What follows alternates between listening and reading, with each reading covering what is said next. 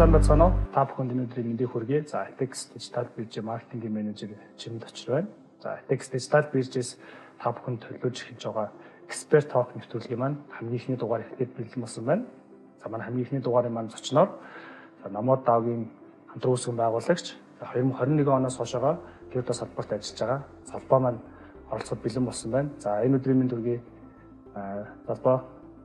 За, сайн байцгаана уу? Энэ өдрийн мэнд хүргэе. Намайг өөрөж оролцуулж байгаад маш таатай байна. За, баярлалаа. За, салбаа маань бидэнд өөрсдөө маш товчоод танилцуулбал. За, намайг Золбоо гэдэг. Олон улсын эдийн засгийн мэргэжилтэй Монгол Улсын их сургуулийн эдийн засгийн онлайн ангийг төгссөн. Үндсэн мэргэжил бол эдийн засгч нэг тийм хүн байна. За, сургуулаа төгсөөд би Голомт банкнд мэргэжлэрээ буюу эдийн засаг, за эрсдэл, хөрөнгө оруулалтын удирдлага чиглэлээр бид 6 орчим жил ажилласан. За 2021 оноос хойш ерөөдөө үндсэн банкнд ажиллаж байсан ажлаа болоод за full time крипто руу орж ажиллаж гисэн тийм хүн байгаа. За энэ хооронд яг банкнд ажиллах хоорондоо бол нэг сүүлийн 3 жил 2 жил нь давхар ажиллангаад криптотой холбоотой мэдээллүүдийг бол уушаа дагаад те явдаг байсан. Тэгэхээр яг анх 2018 19 оноос хойш криптотой холбогдоод явж байгаа тийм хүн байна да. За 2019 оноос хойш гэдэг чинь бол бас нэлийн хэцүү хөстэй энэ чинь крипто ч юм бас өөрөө нэлийн шинэ салбар. Тэгэхээр эхний асуултаа ер нь бол маш энгийн асуултаа эхлэе гэж бодлоо. Ер нь яагаад 2019 оноос хойш крипто салбар руу сонирхож орох болсон бэ? Одоо яг 19 оноос хойш гэдэг чинь бол нэлээд олон жил. Тэгэхээр нэлээд туршлага хоригдлуулсан байх хэвээр. Ер нь өөрөө чинь крипто салбар руу орох болсон гол шалтгаан гэх юм уу? Тэр нь ер нь юу байсан бэ? Маш олон шалтгаан байгаа л да. Тэгээд би өөрөө санхүүгийн хүн, эдийн засгийн хүн, тэгээд банкнд ажиллаж байсан. Давхар өөрөө банкнд ажиллаж ах сүүлийн 2-3 жилдээ бол банкны өөрийн хөрөнгийг захиран зарцуулгын ч үүдээ хөрөнгийг удирддаг тэр нэгжид ажилладаг байсан. Хөрөнгө удирддаг. Хөрөнгийн менежер гэдэг албан тушаалтай ажил хийдэг байсан. Тэгээд миний үндсэн ажилтай холбоотойгоор ч гэсэн би өөрөө нөгөө ямар зүйлийг сонирхдаг байсан бэ гэхээр тодорхой энэ хөрөнгө гэдэгт асар олон зүйл байгаа шүү дээ, тийм үйл хөдлөх байж болно, санхүүгийн үүсмэл бус энэ хэрэгслүүд байж болно. Одоо өөр юу гэдэг маш их юм байгаа тийм үү. Энэ хөрөнгүүдийг ер нь яаж менеж хийх вэ? Энэ хөрөнгүүдийг ямар хөрөнгө байдсан бэ гэдэг тал руугаа банкнд байхдаа энэ ажлын шаардлагаар судалж эхэлсэн юм. За тэгтэл мэдээж энэ дунд бол ер нь таад мэдж байгаа 19 он 20 онд ч юу ер нь нөгөө биткойн гэдэг нэг asset гэнт гарч ирэл асар хүчтэй өсөөлтэй хүн болгон крипто гэж биткойн гэж шуурлаа шүү дээ. Тэр үед бол тэр нэг эхний анхны цикл тэр 19 20 онд явсан санагдаж чинь тухай үед. Тэгээ энэ циклэр гэсэн ийм asset гэдэг юм байна шүү дээ. Ингэдэм байх гэдэг энэ хувийн сонирхлоос нэгдүгээр сонирхоод давхар банкнд ажиллажсэн тэр ажил мэргэжлийн шаардлагаас хамаарат ер нь энэ жишээлбэл ямар хөрөнгө юм те. За магадгүй энэ хөрөнгө байгаад энэ хөрөнгө тодорхой хэмжээнд лежит тийм хөрөнгө оруулалтын нэг asset болж болох юм уу болохгүй мүү гэдэг талаар ч магадгүй өөрөө совдоо судалж гисэн байхгүй. За тэгээ эндээс эхлээд судалж эхлэхэд бол үнэхээр тааж гисэн мэдж байгаа. Ер нь хүний яг үндсэн өөрийн зорилго бол ашиг олох гэдэг нэг маш үндсэн зорилго байгаа шүү дээ. Би бол одоо нээлттэй таад ирэхэд ярих гэж бодоод байгаа байхгүй. Тэгэхээр ашиг олоход ямар зүйл хамгийн чухал байдаг вэ гэхээр та нар ч одоо мэдж байгаа volatility буюу энэ хөрөнгийн үнийн хэлбэлцэл гэдэг зүйл бол маш чухал шүү дээ, тийм. Тэгэхээр энэ криптогоос бид салбарт бол хөрөнгийн хэлбэлцэл бол үнэхээр бүр дэлхийн өмнө түүхэнд байгаагүй маш өндөр байсан, тийм. Asset-ийн үнийн хэлбэлцэл бол маш богино хугацаанд нэг өдрийн дотор 2 өдрийн дотор 5 дахин нугардаг, 10 дахин нугардаг, нэг жилийн дотор 10 дахин нугардаг, 100 дахин нугардаг тийм зүйл хөрөнгө байлаа шүү дээ энэ чинь. Тэгэхээр энэ маань яг үндсэндээ анх бол сонирхол татаж бүрэн ийшээ оруулсан. За мэдээж тэгээ дараа нь сонирхоод эхлэхэд бол технологийн хувьд энэ чинь ямар сонирхолтой юм бэ те. Давхар өөрөө цаана энэ бүхэл бүтэн нөгөө энэ зах зээлийг өөрчилж байгаа гэдгээрээ бас татсан л да. Тэгэхээр маш олон зүйл байгаа. Тэгэхээр мэдээж яг инженеэр бол хамгийн эхлээд ашиг олох боломжтой байна. Дараа нь бол үүндээ дурлаад цаад мөн чанарын таниад крипто те блокчейн дээр суурилсан технологиуд гэж юу юм, цаана ямар бүтээгдэхүүн үйлчлэг гаргаад байгаа юм, энэ хүмүүсийн энэ амьдрал үйл ажиллагаа өдөр тутмын санхүүгийн гүйлгээ амьдралын хэв маягт нь өөрчилж чадах юм уу, өөрчлөлт болж чадах юм уу чадахгүй юм те. Энэ зүйлийг нь би ойлгож, одоо ойлгох нь ч үүдээ уншиж судлаад энд нь дуртай болоо. Тэгээд ер нь эргэлт төсөлтгүйгээр орсон доо криптод. Тэгвэл ер нь нэлийн одоо зах зээлийн онцлог болоод за тэгээд энэ крипто буюу одоо potential тэр чим одоо биткойн тий хамгийн том одоо крипто валютын одоо potential-ыг нэлийн эртнээс олж авсан байх юм шүү дээ. Ер нь одоо 19 он 20 оны үеэр нэлээ нөгөө нэг ингэж одоо шуураад нэг юм bubble маягийн юм явсан тий. Тэгээд bubble маань ингэж хагараад тэрнээс хойш одоо бол эргээд нөгөө нэг одоо улс орнууд ч юм уу одоо корпорацууд компаниуд эсвэл сангууд одоо нөгөө нэг арай л жоох юм сериосны хандаж эхэлж байгаа шиг байна л дээ. Гэхдээ нэг зүйлдээ одоо сүүлийн хүлээн зөвшөөрөд байгаа нь за одоо улс орнууд ч одоо Америк ч юм уу эсвэл Европын холбоо ч юм уу эсвэл нөгөө нэг одоо банкнууд финтекийн компаниуд бас нөгөө нэг крипто валют бол тэр ч юм одоо тодорхой coin ч юм уу те ерөөдөө крипто валют бол тодорхой хэмжээнд санхүүгийн одоо нэг салшгүй нэг хэсэг тэр ч юм одоо ирээдүйн нэг юм санхүүгийн одоо хэлбэр муу юм байна гэж хүлээн зөвшөөрөд одоо ингээд банкнууд эсвэл финтекийн компаниуд жишээ нь тодорхой coin гаргах гад үргэлжлэж байгаа жишээний Дональд Трамп маань болохоор Америкийн крипто валютын төв болгоно хэлсэн байдаг тий.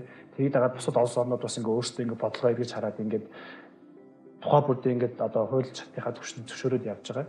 Ер нь өөрийн чинь бодлоор одоо ингээд крипто валютын онцлог нь тий уламжлалт валютаас юугаараа ялгаатай вэ? Хөрөнгө оруулалт хийхэд ерөнхийдөө бол крипто валют хөрөнгө оруулалт хийх нь уламжлалт одоо валют одоо мөнгөний тэмдэгтүүд юм уу эсвэл одоо бусад асsetуудтай хөрөнгө оруулалт хийхээс ер нь гол онцлог ялгах давуу тал нь ер нь юу байдаг вэ? За маш товчхон хэлэхэд өнөөдөр яагаад энэ зүйл ийм олон хүмүүсийг маш богино хугацаанд татаад ингэж дэлхийд даяар асар хүчтэй хурдтайгаар нөлөөтэйгээр тархсан шалтгаан бол ерөөсөө л accessibility буюу нэвтрэх боломж, хэрэглэх боломж, худалдаж авах боломж, хадгалах боломж, арилжаалах боломж нь нээлттэй байхгүй. Маш хялбар гэсэн үг ерөөсөө. Тэ? Өмнөх шиг одоо би жишээлбэл Америкийн магадгүй Нью-Йоркийн биржээр эсвэл Лондонгийн хөрөнгөний биржээр байгаа хувьцааг авахын тулд яадгүй те тодорхой брокероор дамжуулан өөрөөсөө бүртгүүлэн зөвшөөрөл аавна гэдэг ч юм уу. За эсвэл Монголд байгаа энэ интерактив брокерсийн төлөөлөгчийн юу юм те брокертэй дамжуулаад нас үүсгэгдэгч үед юм уу.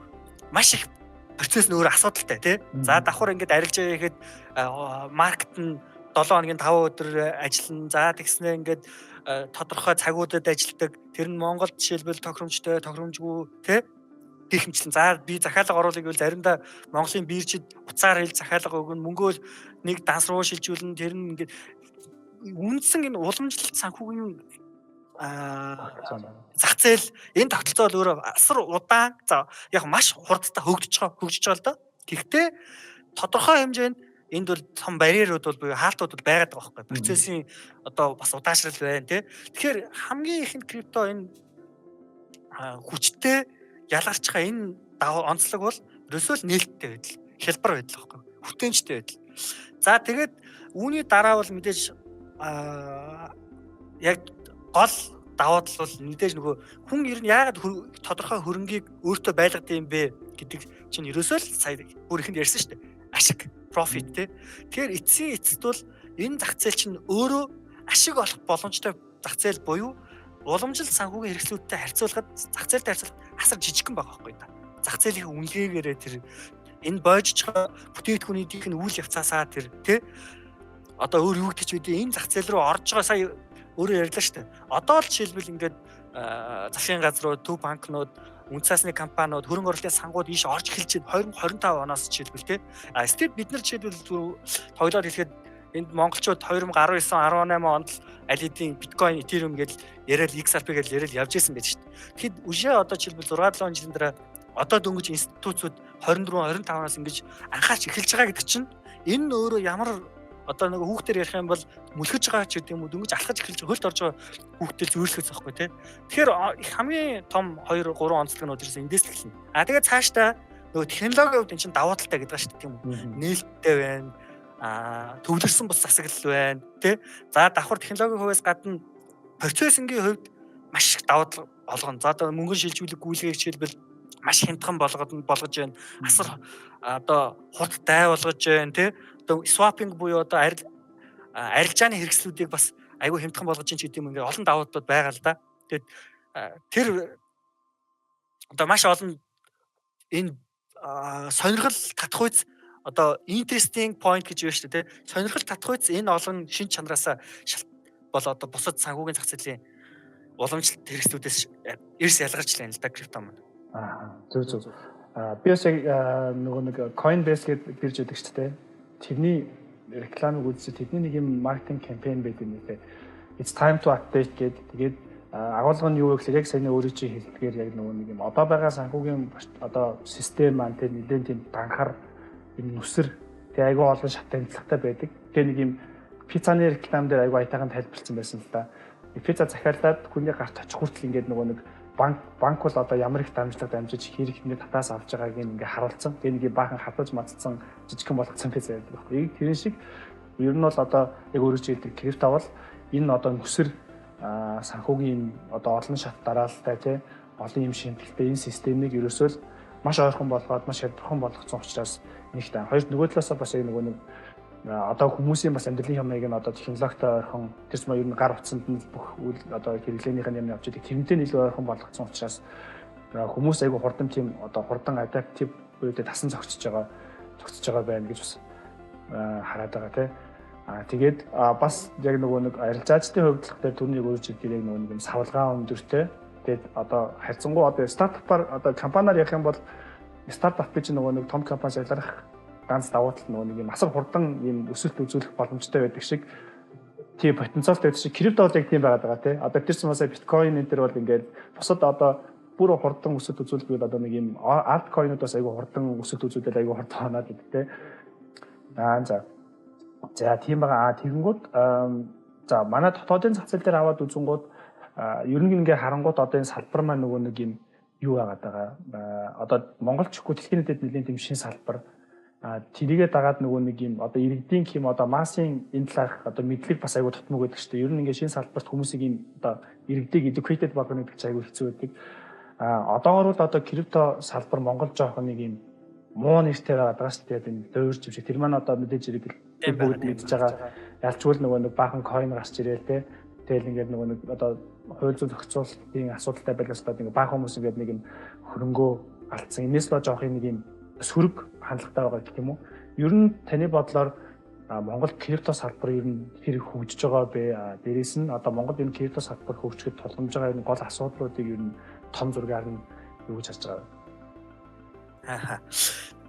Ингэж яалчгүй одоо тэр чинь одоо 3 жилийн өнгөрчөө те. Монгол бол койны бум болоод маш олон хүмүүс койн гаргалаа шүү дээ ерөөсөө те. Тэгээд зүгээр би бол ингэж харж байна.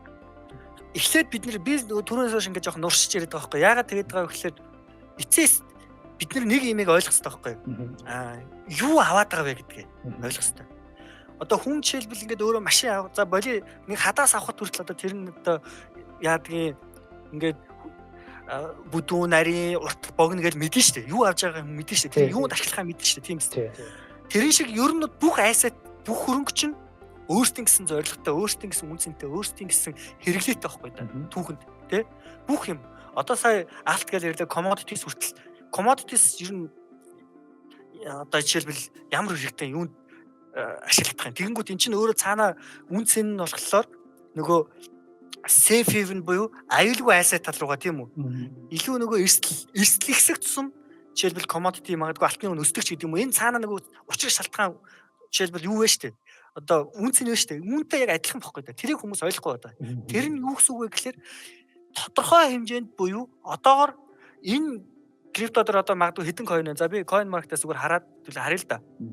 40-50 мянган coin ингээд лизлэгдсэн байна. За 100000 coin лизлэгдсэн байлаа гэж бодъё. Энэ 100000 coin-ы чинь 80%, 90% нь цаанаа тодорхой бүтээгдэхүүн санал болгож байгаа үйлчлэгээтэй цаанаа багтай байхгүй да. Тэгэхээр миний хэлэх гэдэг санаа бол юу авж байгаагаа хүн ойлгох хэрэгтэй ерөөсөө хамгийн эхлээд. Эн чинь өөрөө юу ямар бүтээгдэхүүнийг санал болгоод байгаа юм бэ? Хэн гаргасан юм бэ? Тэ? За зах зээл нь жишээлбэл ямар зах зээл байгаа юм? Тийм үү? Тэнгүүд цаашаага хэр томрох тийм потенциалтай юм бэ? Хэр одоо ирээдүйтэй юм бэ гэдэг зүйлийг бид нар олж харах хэрэгтэй байхгүй. Тэнгүүд Монгол жишээлбэл тэрийг олж хараагүй. Нэгдүгээр хоёрдугаар яг үнэндээ тэр одоо энэ дэлхийд сая би эхлээд ярьлаа шүү дээ. одоо л нөгөө энэ криптогийн санал болгож байгаа бүтээгдэхүүний чинь давуу талыг ойлгож байна тий. Төвлөрсөн бус хадгаламж гэж юу юм? Төвлөрсөн бус засаглал гэж юу юм? Төвлөрсөн бус жишээлбэл гүйлгэ гэж юу юм? Тий. Одоо stable coin буюу stable coin-ийг сайн монголоор юу гэдэг вэ? Тэгээ тогтвортой coin гэж юу юм те? Энийний хэрэглээ чи юу юм гэдэг жишээлбэл энийг одоо л хүмүүс ойлгоод энд нь суурилж одоо энэ том институцууд чинь хөрөнгө оруулж эхэлж байгаа байхгүй. Энд нь суурилж адапт хийж эхэлж байгаа байхгүй. Одоо жишээлбэл. Тэгэхээр Монгол бол тэрийг нь нэгдүгээрт ойлгоогүй байх нь худалдаж авч байгаа хүн нөгөө талаас coin гаргаж байгаа хүмүүс нь тэр бүтээгдэхүүн тэр үйлчлэгээ хийгээгүйсэн байхгүй та. Нөгөө 3 дахь поинтнууд эн чинь тодорхой хэмжээний үнэлгээтэй байх хэрэгтэй, зах зээлтэй байх хэрэгтэй тий. Эргээд өсөх потенциалтай байх хэрэгтэй. Тэгэхээр үүний тулд юу? Жижиг зах зээл магадгүй шинэ юм бол маш бага. Одоо жишээлбэл ингээд түгээмэл нэг юу шүү дээ. За дунджаар нэг стартап крипто дээр жишээлбэл нэг 6 сая долларын хөрөнгө оруулалт авнаа тий. За 10-аас 20 сая долларын үнэлгээтэй байна. Нэлээд амжилттай компани шүү дээ тий. За тэр нь бүтээгдэхүүн тестлэгдсэн байх хэвээр, девелопер баг нь ийм байна, ийм туршлагатай байх хэвээр тий. Ийм магадгүй шалгууруудыг ингээ хангасан байх хэвээр гэдэг тодорхой ийм нэг нөхцлүүд байна. Тэнгүүд энэ нөхцлүүдийг хангах байтугай ерөөсөө ямар ч бүтээгдэхүүн санал болгох за яхаа бүтээгдэхүүн гэдэг нэг юм бичсэн тий. Тэрийгэ тестлж үзээгүй, тэрийгэ туршиж үзээгүй. Давхар Монголын зах зээл чинь өөрөө ямар жижиг юм лээ тий. Монгол тэрийг нь магадгүй ашиглах хүнийх нь тоон хэд байгаа юм. Тэр төслийг гаргаад ямар хэмжээний орлого олох юм. Ерөөсөө бүхэлдээ энэ төсөл ямар ч зохион байгуулалтгүй, ямар ч төлөвлөгөөгүй анаасаа гарцсан учраас давхар мэдээж нэг үнэлгээний хувьд асар өндөр гарцсан тий. Хөөсрөлтөй гарцсан учраас эн чинь ингээд унсан бохгүй даа ерөөсөө. Тэгэхээр одоо буцаад бүх юм магадгүй Монгол жишээлбэл шинээр эхлэх гэж магадгүй шүү дээ. Тэгэхээр ерөөсөө л хамгийн ихэнхдээ Монголд бол ийм алдаа гарч ирсэн юм байна. Одоо буцаад эхлэх гэвэл ерөөсөө л дэлхийн жишийг дагаад яг л зөв явах хэрэгтэй. Тэр нь юу гэсэн үг гэхээр яг технологи дээрээ суурилсан, бүтээгдэхүүн дээрээ суурилсан, үйлчлэгэн дээрээ суурилсан тий. Тэгээд зөвхөн Монгол гэлт хүчээр дэлхий рүү гарах хэрэгтэй байхгүй. Крипто чинь юугаар онцлог байгаа? Энэ Оросоос байна уу, Хятадаас байна уу, Америкаас байна уу, Арабаас байна уу тий. Африкаас байна уу хэн хөгжүүлж байгаа хамаагүй байхгүй да. Энэ таны гаргаж байгаа самплж байгаа бүтээгдэхүүнийг яг үнэндээ дэлхийн бүх хүн хэрэглэх тийм боломжтой бүтээгдэхүүнийг гаргах зах зээл чи өөрөө одоо крипто буюу энэ web3 блокчейн дээр суурилсан зах зээл ба шүү дээ. Тэгэхээр монголчууд анханасаа жишээлбэл мундаг чадварлаг IT based компани магадгүй хүмүүс нь санхүүгийнхаа тэр чиглэлийн хүмүүстэйгээ нийлээд бүтээгдэхүүнээ гаргах нь байна тий. За давхар бодиттой зах зээл нийцгүүд тэр үнэлэмжээ өөрсдөө гаргах нь байна. За тэгээд төлөвлөгөө бүтээгдэхүүнээ яг нөгөө дэлхийн хэмжээнд гарах хэмжээнд одоо төлөвлөөд бага бүрдүүлээд ажиллаад эхлэх хэрэгтэй байна. Тэгээ ингэчиж одоо монголчууд бүтээгдэхүүн хөгжин гэдэг талаасаа бол крипто маань илүү зөөр хөгжих эхлэх баг. Худалдаж авч байгаа хүмүүс бол сая яг ярьсанчлан тий. Ерөөсөө л юу авч байгаагаа хүн мэдэх хэрэгтэй. Энд чинь өөрөө юу Монголын coin байтугай. За биткойно боли Ethereum гэхтэл сая 1 сарын дотор үнэн магадгүй 40% 30% унжчихлаа шүү дээ. Ethereum гэдэг чинь хамгийн их адапт хийгдсэн, хамгийн түгээмэл ашиглагддаг, хамгийн одоо ерөөсөө дэд бүтцийн чинь төвөн шүү дээ ерөөсөө. Одоо та нарч одоо нэг систем ашигладаг байлгүй үйлдлийн систем чинь хамгийн Ethereum дээр суурилж байгаа шүү дээ. Бүх блокчейн дээр одоо үйлдэлүүд чинь. Тэгэхээр ийм том болцсон coin өөрөө ингэж хүчтэй савлж яах гэдэг чинь энэ зах зээлийг л харуулж байгаа байхгүй. Энэ чинь өөрөө ийм л зах зээл байхгүй. Ийм өндөр эрсдэлтэй зах зээл байхгүй тий. Тэгэхээр ийм эрсдэлтэй зах зээл Монголоос гарч байгаа жишээлбэл төслүүд ямар байх юм тийм үстэй. Эрсдэл нь тэр хэмжээнд өндөр биш тий. Тэгэхээр хүн нөгөө хөрөнгө оруулж байгаа хүн арилжаа хийж байгаа хүн ерөөсөө л өөрийнхөө авж байгаа asset өөртөө байлгаж байгаа хөрөнгөө ямар эрсдэлтэй юм бэ? Эсвэл ямар өөжтэй юм бэ? Ямар хөрөнгө вэ гэдгийг л ойлгох хэрэгтэй байхгүй. Тэгэхээр хоёр талаасаа би зөвхөн ийм маш толгойд ийм хоёр л зүйлийг харах хэрэгтэй байх л гэж бодож байна. Ер нь одоо ингээд тухайн үед одоо Монголд болсон хөлсөлтөж гарсан койнуудыг аваад үзвэл яг сайн өөрөө чинь хэлдгээр одоо нэг арай илүү юм арын төсөлнтэй бодтой ийм одоо тооцоололтой тэр ч маань ингээд сайн хараад ангууд ингээд Монголд гарсан койнуудаас ийм санхүүгийн суурьтай юм одоо бэкграунд суурьтай ийм төслүүд ер нь хязгуу гайгүй одоо үрт хэрэглэгдээд явж байгаа юм болоо гэж одоо байна. Ардих байна те. Өөр чинь одоо стор пэй байх шиг байна те. Тэгэхээр яг нэг талаасаа хүмүүс маань яг бүрэн гүйцэд судлаагүй зүгээр нэг ашиг хийх шонол нь нэг тавигдсан байсан байна. Төслөө сайн судлаагүй. Хоёрт нөгөө талаасаа гаргаж байгаа хүмүүсийн хувьд ч гэсэн бас одоо зүгээр туршиж үзээгүй одоо альфа беташ тестэж үзээгүй айдиагаа сайхан бариад хүмүүст харуулад тэгээд төслөө болцсон төсвөө бүрдүүлсэн койн гаргацсан юм байгаа дах шиг тий. Одоо эргээд тий манай дээр магадгүй хууль эрх зүйн орчны зохицуулалтууд хийгдээд тэрэн дээр одоо ер нь бол аль тал нь нэлээд хашир болсон байгаа болов гэж хараад байгаа л тий. Хэрэглэгчд маань ч гэсэн бас нэг юм алдаад үдсэн яг за одоо эн чинь ер нь яг явах юм уу явахгүй юм уу тий. Ахын зөвөө буруу гэдэг нөгөө талаасаа гаргаж байгаа компаниуд ч гэсэн нэлээд тийм хуцтай хандаж тий. Яг нэг юм одоо айлууд галдаа баг гаргах тийм төсөл гаргахгүй бас эргээд нөгөө нэг одоо ах зээлийн маань ахаад нэр хүндийг бас унгаах эрсдэлтэй. Тий өөрсөнд нь эрсдэл болчихж шүү дээ. Зөв сайн гаргахгүй бол өөрсөнд нь одоо жишээл одоо баг монголч нь тодорхой хэмжээ нэгдээд нөгөө талаасаа хуулийн зохицуулалт нь чанга болчиход шүү дээ. Өө бүр өшөө эн чинь бол яах вэ? Санхүүгийн зүгээр арилжааны хэрэгсэл шүү дээ. Бүтээгдэхүүн шүү дээ, тий. Тэгэхээр тэн дээр бол яг үнэн унж болно, үнэн өсч болно гэдэг зарчим байгаа. Гэхдээ л цаанаа ч өө та нарын гаргасан койн чинь амар унтсан биш дээ. Нөгөө хүмүүс нь гоомл гаргадаг ч юм уу, би өлтүүлчлээ, алдчихлаа гэдэг гэх мэтлэн. Тэгээ үүнээс шалтгаалаад магадгүй эрүүгийн хэрэгт хүртэл холбогдох эрсдэл байгаа учраас хэн буюу ялангуяа бүтээгдэхүүн гаргаж байгаа хүн бол койн гаргаж байгаа аж ахуй нэгж хүмүүс бол хариуцлагатай байх зайлшгүй шаардлагатай болж байна л та бүр ялч. За нэгэнтээ юу ярьсных хэвлээ хоёлаа нөгөө нэг хөөс ярьсных одоо нөгөө нэг одоо ч гэсэн тэгээ ер нь бол нэг сөрөг тал нь бас крипто ашигласан ийм хуваар заллингийн хэрэгүүд бас байдаг шүү дээ. Одоо дотоод гадаад гэлтгүүл ер нь ийм заллин скамууд байдаг. Ер нь ернээс хэрхэн сэргийлэх ёстой вэ? Ер нь өөрөө ер нь энэ хүзүүсэд одоо ийм скамаас ч юм энэ хүзүүсээс ер нь хэрхэн сэргийлдэг. Энэ тэлтэй зүгээр манай үзэж байгаа хүмүүс зүлгөөгөл ер нь скамыг яаж урьдчилан сэргийлэх таних боломжтой байдаг байна. Яг хөө ийм байна тий. Скам тэр бол төөл бол асар их байгаа мэдээж тий. Энэ бол өөрөө түрүүнд хэлсэн нэвтрэхэд нээлттэй хялбар зах зээл учраас үүнийгээ дагаад нөгөө хүмүүс янз бүрийн хүмүүс орж ирж байна мэ тий. Тодорхой хэмжээний анхан шатны шинээр орж иж байгаа хүмүүс асар их байгаа. Энэ дээр нь суулаад энэ хүмүүсээс одоо мөнгө хөлтөл өөрөд гэсэн энэ сонирхолтой ашиг сонирхолтой этгээдүүд бол маш их байгаа. А би яг энийг ярихаас өмнө эхлээд ерөнхийдөө нэг зүйлийг хэлэх хэрэгтэй баг. Тэр нь юу гэсэн үг гэхээр крипто гэдэг чинь бас сая ярьлаа шүү дээ. Маш том зах зээл шүү дээ. Өөрөө маш том зах зээл. Дотор асар олон бүтээгдэхүүнтэй бараг сая ярьсан энэ 10-20 мянган койны чинь 80-90% нь өөрөө бүтээгдэхүүнтэй байхгүй юу? Бүтээгдэхүүнтэй тий. Одоо танай бирж дээр ч юм уу арилжаал гэж байгаа бүх койн чинь цаанаа тодорхой одоо багтай бүтээгдэхүүнтэй байгаа шүү дээ. Сервистэй байгаа. Тэгэхээр энээс нь эхлээд ойлгох хэрэгтэй буюу хүн зүгээр арилжаа хийж гэнэ үү? Эсвэл яг энэ криптогийн бүтээгдэхүүнийг ашиглаж гэнэ үү? Тэ? Энийг өөрөө хадгалаад явж гэнэ үү гэдэг энэ ялгарл энэ онцлогоос шалтгаалаад энэ саяны ярьсан зүйлээ шал өөр хоёр тишээ болно. Арилжаа хийж байгаа буюу жишээл магадгүй арилжаачдын хувьд скам ч гэдэг юм уу энэ дээр бол ерөөсөө маш энгийн.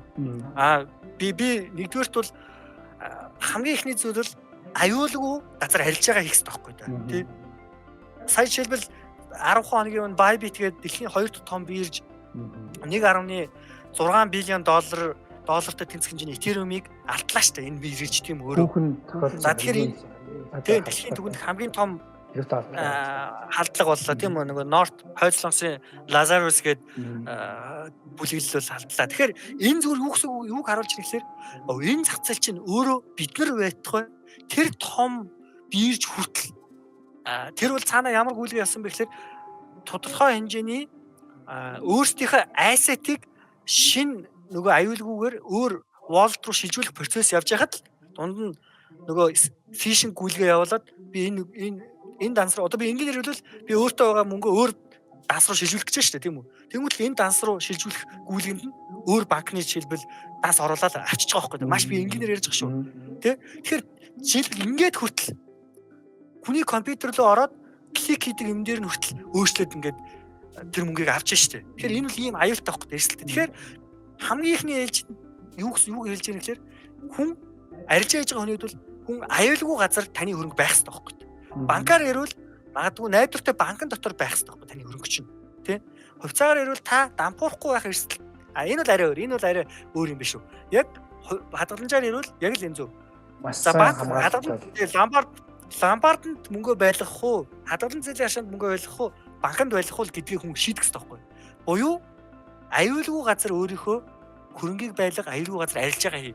Арилж хийж байгаа төлөв хамгийн ихний зөвлөгөө бол энэ. Би яг scam гэхээс илүү яаж нэг аюулгүй байх вэ гэдэг энэ зах зээлд би яаж амьд үлдэх вэ гэдэг талаас нь ярьж штэ тий. Тэгэхээр арилж байгаа хийж байгаа хүмүүсийн мэдээж хамгийн ихний зүйл энэ байхгүй да.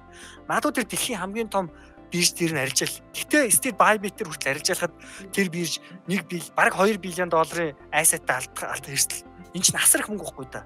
Тэгээ магадгүй энэний шалтгаалаад ер нь юм чинь бол өөр унагтаа амархан шүү дээ. Энэ Bybit гэдэг биржид магадгүй 60 биллион 70 биллионы asset байсан бол тэр мэдээгээр чинь бүх мөнгө татаад эхэлнэ шүү дээ.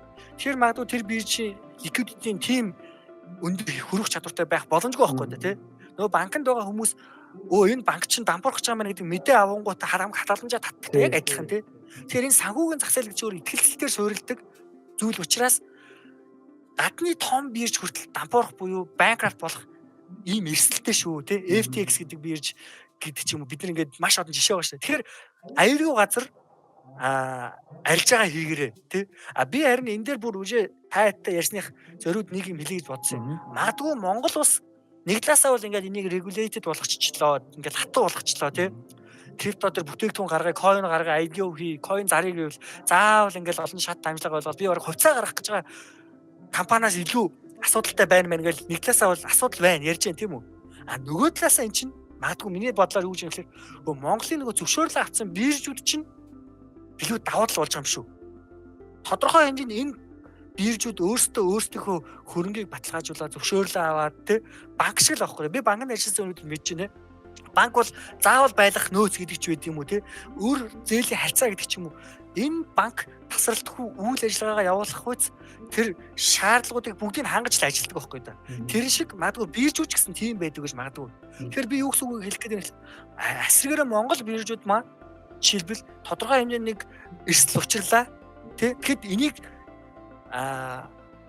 аюулгүй cover хийх хэмжээнд магадгүй нөгөө нөөцтэй back эсвэл хөрөнгө оруулагч нь тийм байдаг тий. Давхар нөгөө зохицуулагчдын байгууллагууд нь тийм шаардлага тавьдаг байж магадгүй тий. Тэгэхээр би үжээ эсэргээрээ миний зүгээр дотор бол тодорхой хэмжээнд Монголынхаа биржүүд дээр хүрт арилж байгаа хийх хөрөнгөө байлгах нь нэг талаасаа бол бас байж болох сонголт гэж би бодож байгаа. Ер нь бол мэдээж яаж ч утсан хин ч гэсэн бол ойлгомжтой дэлхийн хамгийн том бирж хамгийн тэр мундаг газар нь арилжаа хийвэл илүү л одоо аюулгүй байх магадлал нь өндөр шүү дээ мэдээж тийм. Тэгэхээр арилжаа хийж байгаа хүнийд бол зөв газараа арилж байгаа хийгээрээ зөв газараа хөрөнгөө байлгаараа гэдэг point. Хоёр дахь нь бол сая би хайлтгүй ярьсан. Нөгөө миний хувьцаа жишээлбэл дампуурах эрсдэлтэй хувьцаа гэж болохгүй байхгүй да. Тэр шиг миний авж байгаа хөрөнгө хэтэрхий өндөр эрсдэлтэй asset байж болохгүй ерөөсөө л тэр. За би аюулгүй газар арилж байгаа хийж байгаа юм байна. Тэгвэл хоёр дахь point юу? Би аюулгүй asset би 10 жилийн дараа 5 жилийн дараа 1 жилийн дараа магадгүй 3 сарын дараа байж болох хөрөнгийг л би авах хэрэгтэй байхгүй да.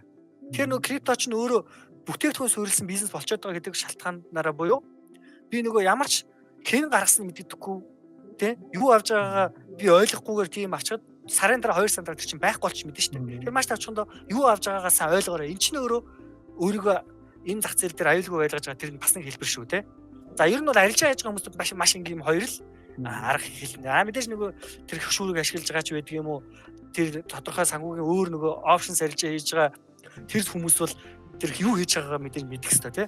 Тэр аюулгүй мөнгөний дүрмээ баримтлаад эрсдлээ аюулгүй хэмжээний байлгана биз тий. За энд нэг талаасаа энэ нөгөө талаасаа би бол над шиг жишээлбэл ийм агсан төвшөнд арилжаа хийж байгаа хүмүүс бол бүр илүү хинээр багс тий. Бид нар бол wallet буюу одоо төвлөд блокчейн дээр суурилсан одоо wallet-ыг ашиг одоо wallet гэдэг би монголоор юу гэх юм төрөвч тий төрөвч эхэлж штэ энэ төрөвч дотор миний мөнгө байдаг тий.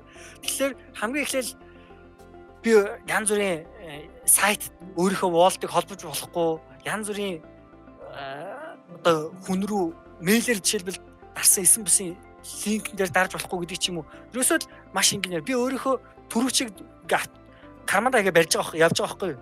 Тэр карманда хийгээд байгаа төрөвчийг би яадаг вэ? Хамаагүй ил гаргаал ингээл явдггүй үстэй. Эсвэл нэг газар тавиал мартдаггүй үстэй тий.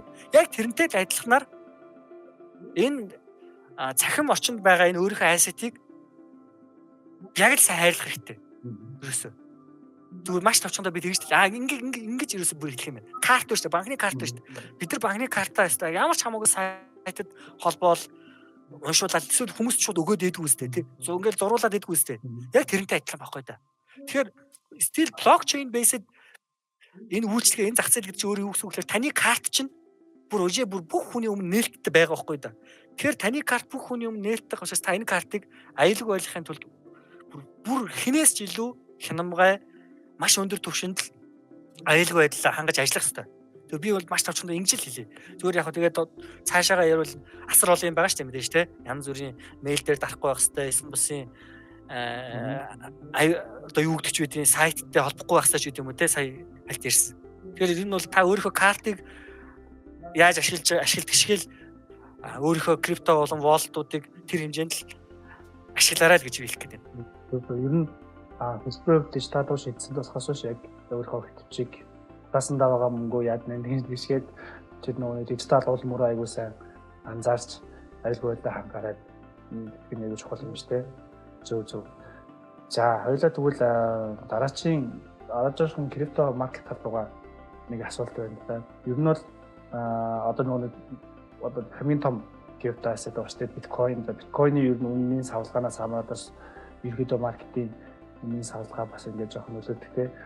Биткойн одоо сүүлийн саруудад бол нэлээд уналттай байгаа. За Дональд Трампыг нөгөө ерөнхийлөгч болох үеэр бол мэдээж ирэг одоо all time high нэлээд одоо шинжлэн тогтоосон тий. Одоо сүүлийн үед нэлээд уналттай байгаа. Ер нь энэ уналтын голгоо шалтгаануудыг та ер нь юу гэж харж байна? Тэгээд буцаагаад ер нь одоо биткойны үнэ сэргийгч дэш өсөх юм хандлага ер нь ажиглаж байгаа болов энэ дээр юу гэж бодож байна? За нэгдүгээрт мэдээж энэ бол миний хувийн өөрийн үзэл бодол гэдгийг бол заавал хэлэх хэрэгтэй тий. Та одоо ялангуяа арилжаа хийж байгаа хүмүүс л мэдж байгаа. Хин хүн өснө гэд унна гэж хэлбэл түүнд үгээр шийдвэр бол гаргаж болохгүй тий. За бүр ихээс нь ярихад би бол сая нөгөө бүтээгдэхүүн гэж яриад штэ. Тэгэхээр би бол хувь хүн маань ямар хүн бэ гэхээр та нар ч ярьдаг байх, арилжаач бол ярьдаг байх. Ер нь бол крипто бол ер нь үндсэн 3 зүйл дээр суурилж явж байгаа шүү дээ. Ялангуяа арилжаа хийж байгаа хүмүүс л нэгдүгээр бол техник шинжилгээ, хоёрдугаар бол fundamental analysis буюу суур шинжилгээ. Би бол суур шинжилгээ тал руугаа хардаг хүн шүү. Тэгэхээр цаана энэ бүтээгдэхүүн ирээдүйд илүү томрох амбиц байгаа мó, илүү томрох боломж байгаа мó гэдгийг харж би хөрөнгө оруулалт хийдэг гэдэг нэг юм надад бол ийм bias байгаа шүү тий. Гурав дахь нь мэдээж нөгөө sentiment буюу энэ зах зээлийн нөхцөл байдал ямар байгаа юм бэ тий. Гэдэг талаас энэ гурван зүйлийг ер нь бүхэлдээ аль талаас нь бүгдийг харж ээж хүн өөрийнхөө арилжааг төлөвлөж өөрийнхөө худалдаа авах хөрөнгө оруулалтыг худалдаа авах ассетуудыг сонгоод тий хөрөнгө оруулалтыг чиглүүлээд явах нь зөв гэж ярьдаг тийм үү. За яалчгүй крипто бол тодорхой хэмжээнд спекуляц буюу хүлээлт мэдээ тэгээ энэ нөгөө хүмүүсийн сонирхол хүсэлтээр суурилсан ассет байхгүй да. Энээс хамаарч үнэ өсдөг, үнэ буурдаг. Тэгэхээр энэ юу гэсэн үг вэ гэхээр сая ингээ ярьлаа штэ.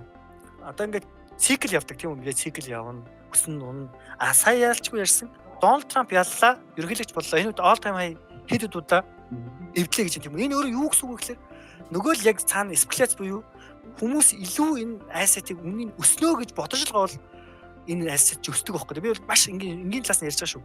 Тэгэхээр Трамп ерөнхийлөгч болчихж байгаа юм чинь одоо ингээд Трамп бол юу вэ? Про крипто тий. Ерөөсө Трампын адвайзерууд нь бүгд крипто тий. Трампын зөвлөхүүд нь бүгд крипто. Трампын гэр бүл өөрөө криптод суурилсан бизнес гаргаж байна гэдэг ч юм уу. Тэгээ энэ хүлээлт байсан учраас ерөөсөө л ямар юм гарсан бэ гэхээр Америк нэгдсэн улсын ерөнхийлөгчийн сонгуулийн тэр нөгөө тодорхой сонгуульд нөлөөлөхөд тэр 7 мууж 8 мууж swing states шүү дээ. Swing state-үүдийн санал хураалтан дээр Трамп ялаад эхлэхэд шууд ханш өсөж байгаа байхгүй тий.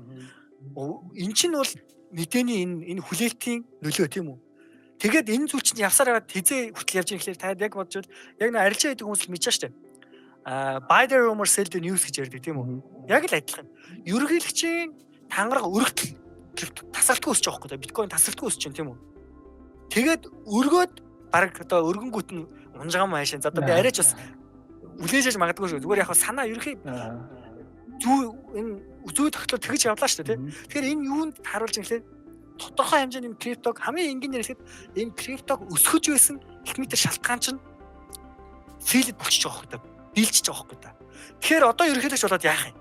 Үгүй ерөнхийлөгч болоод магадгүй би нэг өдрийн дотор магадгүй биткойныг National Reserve болгоно тий. криптог зөвшөөрөл болгоно, зөвшөөрнө дотор авах болно гэдэг ч юм уу мэдгүй. Энэ үйлдэлээ сая хийж эхэлж штэ. Тэгэнгүүт энэ зүйл чинь аль хэдийн яригадаад Трампын сонгуульд ялах мөчөд энэ мэдээний чинь нөлөө гарцсан байхгүй да аль хэдийн. Тэгэхээр үр дүн гарцсан. Тэгэхээр нөгөө ерөнхийлөгч болсны дараа жишээлбэл одоо ягаад Трамп жишээлбэл нөгөөдхөө зөвшөөрөхгүй байгаа юм бэ? Одоо ягаад жишээлбэл ингэхгүй байгаа юм бэ? Ингэхгүй байгаа юм бэ гэд нөгөө эсрэгээр энэ үйл явц чинь өөрөө энэ зах зээл сөрөг нөлөө болж эхэлж штэ жишээлбэл. Эхний шалтгаан. Хоёрдугаарт бол мэдээж энэний цаан чинь маркет мейкерүүд, институтууд, вэйлүүд байгаа штэ. Тэгэхээр хүмүүс тэд нар яаж байгаа тэд нар мэдж байгаа байхгүй да. Хүмүүс жишээлбэл одоо илүү худалдаж авнаа, фоморно тий. Тэгэхээр магадгүй энэ Трамп болох хүртэл нь бид нэр зарахгүй байжгаад энэ моментын дээрээс нь эрэлт хамгийн өндөр байх үед нь зарах гэдэг ч юм ашиг авах хамгийн зөв зэг гээд нөгөө эрэлт нэмэлтийнхээ зарчмаар бас энэ зах зээл чинь явж байгаа шүү дээ. Тэгэхээр энэ тодорхой шалтгаануудаас болоод нэгдүгээр тунаж байна. Хоёрд мэдээж юу? Нөгөө Трамп ч гараад эхлэнгүүт худалдааны дайн, тий, тарифын нөлөө. Тэнгүүт нь энэ Хятадтай, Канадтай, Мексиктэй, Европын холбоотой тий. Энтэй холбоотойгоор мэдээж эдийн засаг өөрөө шок хүлээж авлаа шүү дээ. Тэгэхээр эдийн засаг унаад эхлэнгүүт яаж юм? Крипто унаж байна. Тарифын мэдээлүүд хүлээлтийг чинь байхгүй болгож шүү дээ. Унаачиж шүү дээ. Нэгт.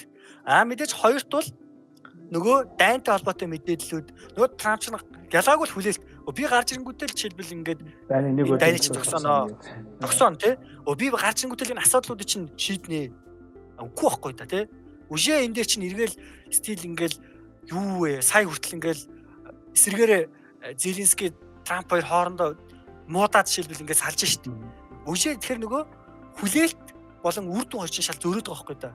Тэр ялгаагүй нөгөө дайнтай холбоотой геополитикийн хувьд жишээлбэл нөхцөл байдал маань үжээд бас л мэдээ хүсчихсэн шиг тийм болсонгүй.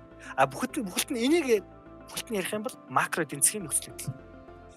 Ерөөсөө крипто гэдэг чинь энэ нөгөө айсад чинь яадаг вэ гэхээр тодорхой хугацаа өнгөрөх тусам илүү томрох тусам нөгөө хэлбэлц маань багассан байна л да. Одоо та түүхэн датаг гэх юм бол хурдтгал гэж ярьдаг тийм үү? Улам хүчтэй өсөж байгаа энэ хурд маань удаашрдаг. Яг бол илүү олон хүн энийг эзэмшиж байгаа, илүү адаптад болсон байгаа байхгүй юу? За яг үүн шиг крипто ч гэсэн ингээд томроод явж байгаа учраас өмнөх шиг ингээд асар огцом хөдөлдөг, хэд дахин 10 дахин өсдөг, 3 дахин өсдөг, 2 дахин өсдөг нь байхгүй болчихж байгаа нэгдүгээр тий. Хоёрдугаар энэ чинь өөрөө уламжилт санхүүгийн хэрэгслүүд шиг тодорхой нөхцөл байдлуудаас хамаардаг болчиход байгаа байхгүй. Тэр нь саяны ярьдаг макро байхгүй да ерөөс. Макро, микро эдийн засгаас хамаарч шүү дээ. Тэгэхээр нөгөө эдийн засгийн мэдээнүүд чинь сайн гарахгүй болоод байгаа учраас эн чинь өөрөө криптог унгааж байгаа байхгүй да. Тэ? Тэгэхээр яг би эхэндээ бол нөгөө ихэд сентимент талаасаа бол хүлээлттэй янз бүрийн тэр нөгөө нөхцөл байдалтай давхар нэг арилжаа хийж байгаа хүмүүсийн тэр зан үйлдэлээс хамаарат унаж байна. Хоёр дахь нь бол макро эдийн засаг чинь өөрөө ер нь он гарснаас хойш бөөм муу нөхцөл байдал үүсэж шүү дээ. Тэгээд сая жишээлбэл ингээ өчигдөр өнөө уржигдэр $88,000 хүртэл биткойн өслөө шүү дээ маш богино хугацаанд. Энэ юунаас өсч байна? Яг л нөгөө макро эдийн засгаас чинь болж өсч шүү дээ. Яг л нөгөө одоо бол үжи биткойн одоо нэг талаас л арилжаа ихэд хялбар болсон. Тэрний юу гэсэн үг гэхээр тодорхой индекс дээр арилжаалдаг ч юм уу хүмүүс одоо ингээд бид нар мэдээ хатаас сууж идэв шүү дээ. Эдийн засгчнууд мэдээ хараа сууж идэв шүү дээ. Трамп Путин хоёр ярьж эхэллээ гэтэл магадгүй эдийн засаг эрг нөлөө үзүүлдэг ч юм. Биткойн яг тийм асаад болсон байхгүй да. Бүр үжээ байж тээ бүр алтнаас илүү бүр форексийн тэр индекс хослуудаас илүү те тэр S&P ч гэдэг юм уу хөрөнгөний зах зээлийн индексүүдээс илүү нь ч үгүй хөрөнгөний зах зээлүүдэд дүүцгүүцээр биткойн тэр мэдээ тэр макро эдийн засгийн нөхцөлүүдийг тааж хөдөлдөг болсон. Тэгэхээр яг нөгөө ханшийн энэ хэлбэлүүд бол энэ олон зүйлүүдэд шалтгаалж л одоо өсч буурж байна гэсэн үг л дээ.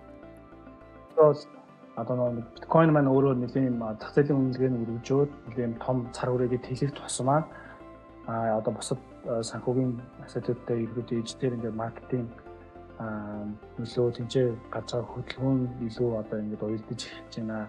Төсөө болж эхэлж байна. Тэгээд би сая нөгөө хоёр дахь юм дээр нь болохоор ерөөдөө биткойн ч юм уу өсөхөө унах уу гэж хоёул надад асууж илаа шүү дээ тий.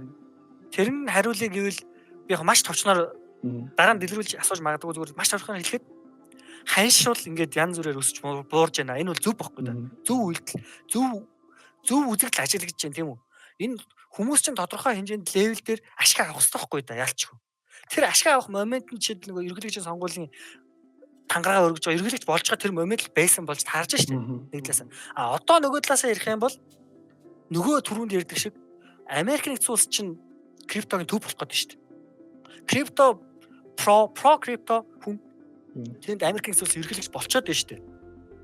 Нөгөө BlackRock нөгөө юу гэдэг дэлхийн том хөрөнгө оруулалтын сангууд чинь ETF, биткойн ETF гарч байна, Ethereum ETF гарч байна. Solana-гийн ETF одоо файл хийгээ явж байна те. Өөр том төслүүд чинь хамтарч байна. Гэдгээд институцууд крипто руу орж эхэлж байгаа учраас үжээ жишээлбэл 2 жилийн өмнөх, 3 жилийн өмнөх, 4 жилийн өмнөхтэйг харьцуулахад энэ зах зээл чинь улам илүү баталгаатай, улам илүү найдвартай, улам илүү лежит болж байгаа шүү те. Би зүгээр тэр талаас нь хэлэх гээд байгаа санаа нь бол. Тэгэхээр би өнөөдөр магадгүй маргааш койн хааш яахыг би бол мэдэхгүй. А үжээ би 1 сарын дараа ч яахыг мэдэхгүй байна те. А энэ бол магадгүй илүү арилжаа хийж байгаа хүмүүс тэр нөгөө тодорхой левел техник шинжилгээ талаасаа те. За давхар ончийн дата талаасаа эсвэл тэр нөгөө футпринтүүд юм уу арилжааны мөнгөийг эргэлдүүлж байгаа хүмүүсийн нөхцөл байдал позишнууд талаасаа хараад тэр шийдвэрийг гаргаад явна үз те. Явна үз. А би юу гэж харж байгаа гэхээр урт хугацаанд крипто улам л regulated болж байна. Улам л adapted болж байна те. Хүмүүс илүү энийг хүлээн зөвшөөрж байна. Тэгэхээр энэ өөрөө юу гэлж байна гэхээр крипто чинь хүлээн зөвшөөрж байна л гэдгийг хэлээд шүү дээ. Тэгэхээр урт хугацаанд бол би бол өснөө л гэж хэлэх гээд байгаа байхгүй. Тэгэхээр айгүй тойруулж байна. Ерөнхийд нь ойлгоцлоо. Ерөнхийдөө одоо нөгөө нэг бидний амьдралын юм аа гэдэг ч юм уу те одоо ингээд metaverse гэл ер нь одоо сүүлийн үед юм хайтекуд байгаа шүү дээ. Web 3.0 блокчейн за metaverse ч юм уу те ингээд ер нь ингээд бидний амьдралын юм аяг за өдөр тутмын хэрэглээ улам дижитал болж байгаа. Тэр дижитал болж байгаатай үед хамгийн чухал одоо asset үл ялч крипто байгаа те. Тэгэхээр ер нь яваандаа одоо миний зүгээс ч гэсэн одоо metaverse бол жишээ нь ингээд одоохондоо боломжгүй юм шиг хэрнэ. Ирээдүйд бол угаасаа нөгөө нэг технологи хөгжиөрээр хүмүүсийн амьдралын өөрсдөө хэрэг хүсэн хүсэг өдөр тутмын нэг зүйл болно. Амьдралын нэг хэсэг болно. Крипто ч гэсэн мөн ялгаагүй яг тухайн үед тэнд хамгийн гол одоо төлбөр тооцоо хийдэг. Ягаад гэхээр дижитал софтвер блокчейн дээр одоо ингээд хамгаалагдсан гэдэг утгаараа ч юм уу ихэд бол тэглээ болох байх. Магадгүй хэдэн жил гэдгийг энэ тааж мэдэхгүй байгаа ч гэсэн хоёул нэг бод 10-аас 20 жилийн дараа гэхдээ ядаж нэг бидний амьдралын өдөр тутмын хэрэглээний нэг 20-30% ч юм уу ерөөхдөө бол бидний хэсэг болчих واخ гэж бодчихлаа юм л та. За бас нэг сонирхолтой юусаар ахаад тайлбар өгүүлсэн яриа өгсөн. Тэр нь болохоор энэ NFT яваа те non-fungible token гэдэг. Өөрт чинь бас нэлээд олон NFT байдаг гэж сонссон. Тэгэхээр ерөөхдөө өөрөө чинь бодлоо NFT ер нь бол гол одоо value те үн цэн ер нь энэ дээр байдаг бай.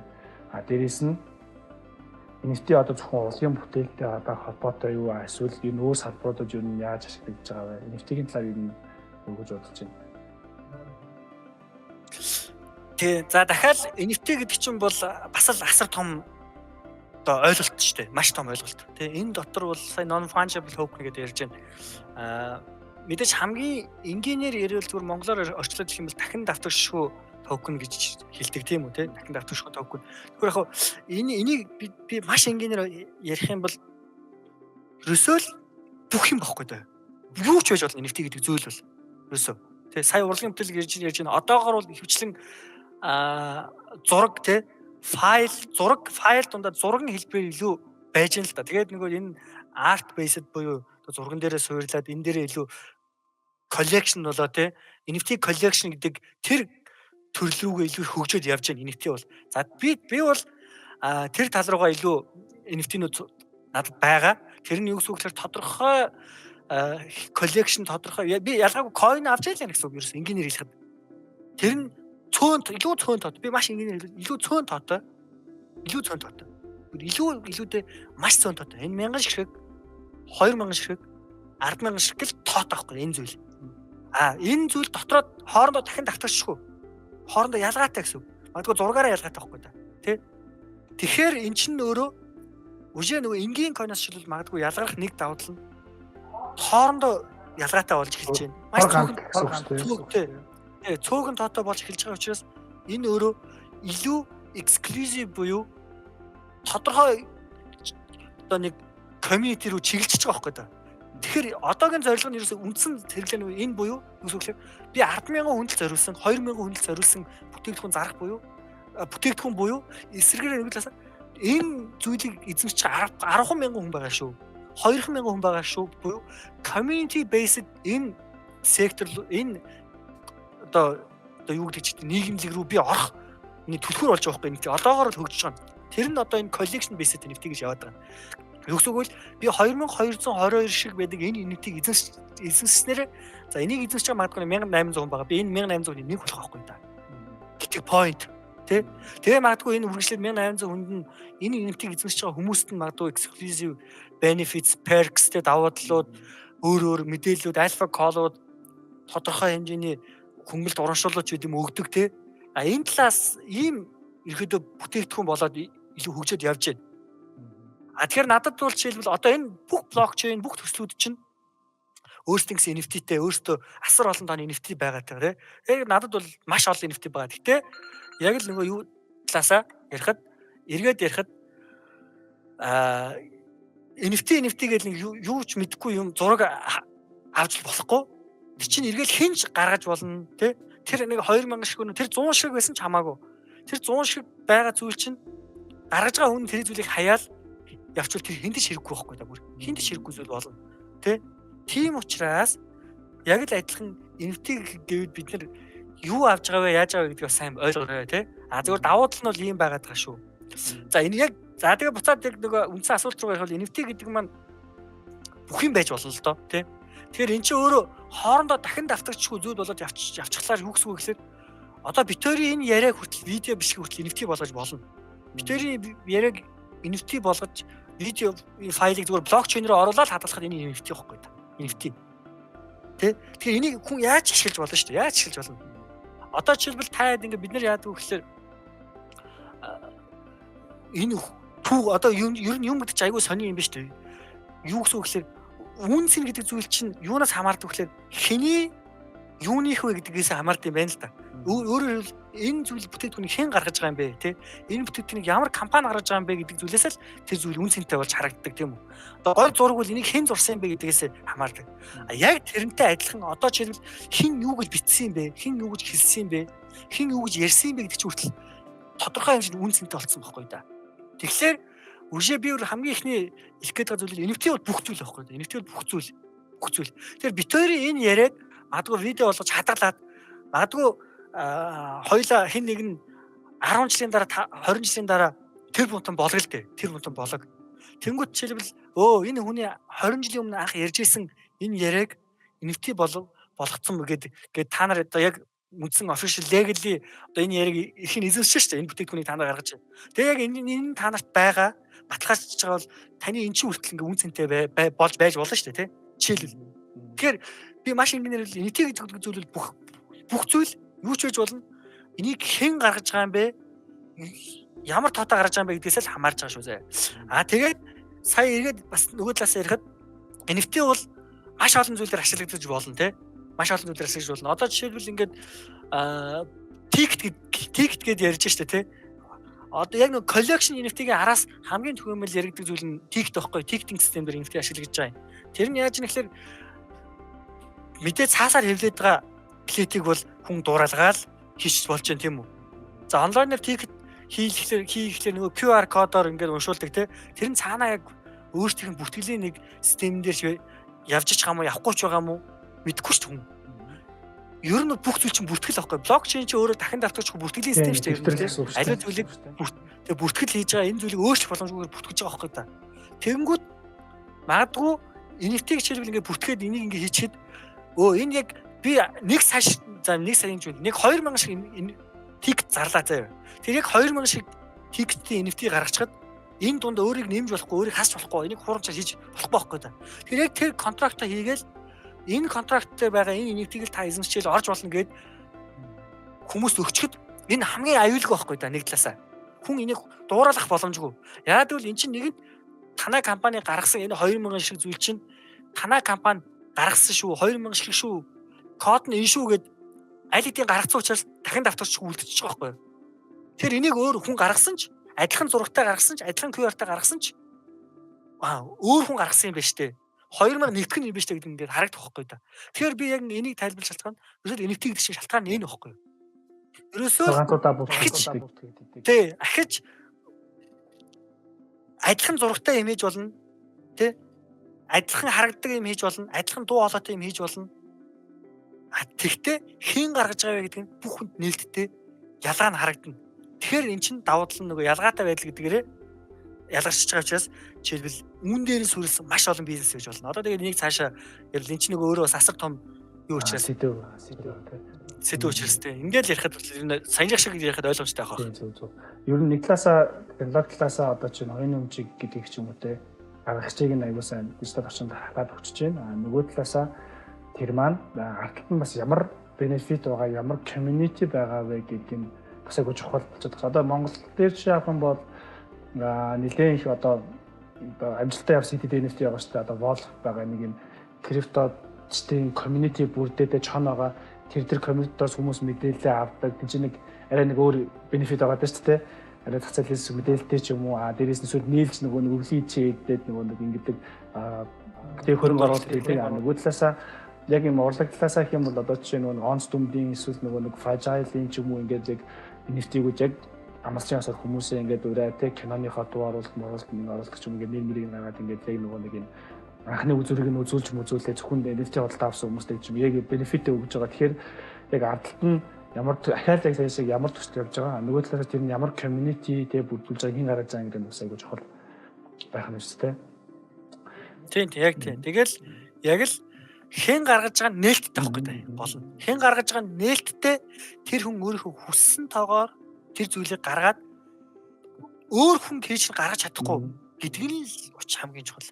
Өсөөл тэгэл болохгүй. Тэгэл өөр хүн гаргаж чадахгүй өөр хүн гаргасан ч тэр нь та гаргаагүй нь мэдэгдэх учраас тэгэл тэрийг яаж хэлнэ үү? Тэрийг utility based community болгоод явж болж байна те. Эсвэл тодорхой юм бүртгэлийн нөгөө юу болгож явж байна? Карт болгоод явдаг ч гэдэг юм янз бүрээр ашиглаж болно. Тэрс гал давал. Өөр уламжлалт картыг хүн алтаар хийсэн картыг ч хүн дуурлаад хийж чадахгүй байхгүй да. Тэ. Тэгээ яагаад гэвэл тэр чинь хин цаана гаргасан юм бэ гэдэгт асар хэцүү. Амар гоё бичлэг хүн гарын үсгээ зураад бичлэг гэхэд тэр гарын үсгийг хүн яг адилхан хийх боломжтой байхгүй да жишээлбэл. Ерөөсөө л хамгийн энгийн тэр зүйлийг 99.99 яг адилхан хуулсан ч ялгаатай гэдэг нь мэдэгддэг гэдгээрээ л ялгаа давуу тал нэгтэж ирсэн. За баярлалаа. Одоо болох гээд илүү технологитой уялдсан тийм үү?